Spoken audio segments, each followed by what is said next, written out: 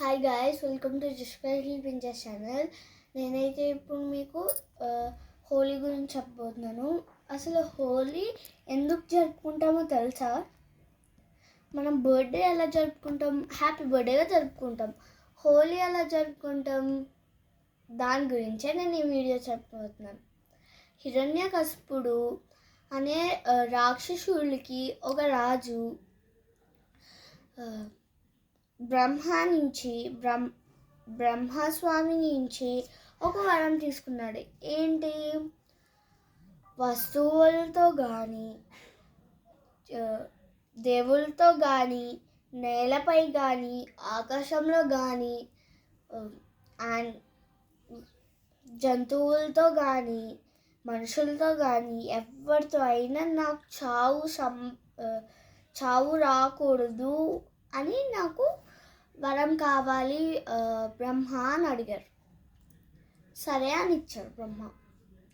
అప్పుడు అదే సమయం అనుకొని స్వర్గం దగ్గరికి వెళ్ళి దేవతలందరినీ ఊడ్చి తనకి చావు అనేది మరి సంభవం అనేది ఉండదు కదా, అందుకని నేనే ఇప్పుడు నుంచి ఈ రోజు నుంచి నేనే దేవుణ్ణి, ఇంకెవ్వరికి పూజ చేయకూడదు అని చెప్పాడు. అయినా సరే తన సొంత కొడుకైన ప్రహ్లాదుడే పరమభక్తుడైన విష్ణువుకి పరమభక్తుడు. అప్పుడేంటి, హిరణ్యకశిపుడు చాలాసార్లు చెప్పాడు ప్రహ్లాదుడికి, తనని పూజ చేయకూడదు, నేనే దేవుణ్ణి, తన దేవుడు కాదు, తన రాక్షసుడు అని చెప్పారు. కానీ ప్రహ్లాదుడు వినలేదు. అప్పుడు కోపంగా ఉన్న ఏనుగులతో తొక్కిచ్చారు. కానీ ఆ ఏనుగులు తొక్కలేదు, దండం పెట్టాయి ప్రహ్లాదుడికి. అప్పుడు విషపూరితమైన స్నేక్స్కి ఆకలితో ఉన్నప్పుడు ప్రహ్లాదుడిని ఆ రూమ్లో విడిచిపెట్టేశారు. అప్పుడు ప్రహ్లాదుడిని వాడిని ఏం చేయలేరు, అలా ఉన్నాయి అంతే. అప్పుడు వీడిని ఎలా చంపాలబ్బా అనుకుంటున్నాడు. అప్పుడు తనకి ఒక చెల్లుంది, తన పేరు హోలిక. తనకి ఫైర్లో కాలదు, తనకి ఒక్క దెబ్బ కూడా తగలదు ఫైర్లో, తను కాలలేదు. ఆ శక్తి బ్రహ్మ ఇచ్చాడు వరం.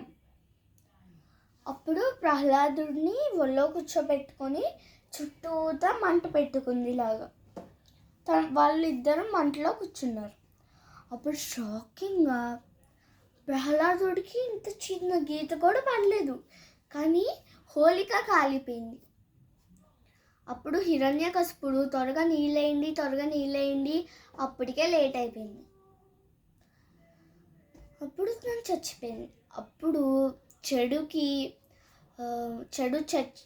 చెడు మనకి పోయినట్టు, సంతోషం వచ్చినట్టు, తన పేరు హోలిక కదా, అందుకని ఆ రోజు మనము హోలీ అని పండుగని జరుపుకుంటాం కలర్స్తో.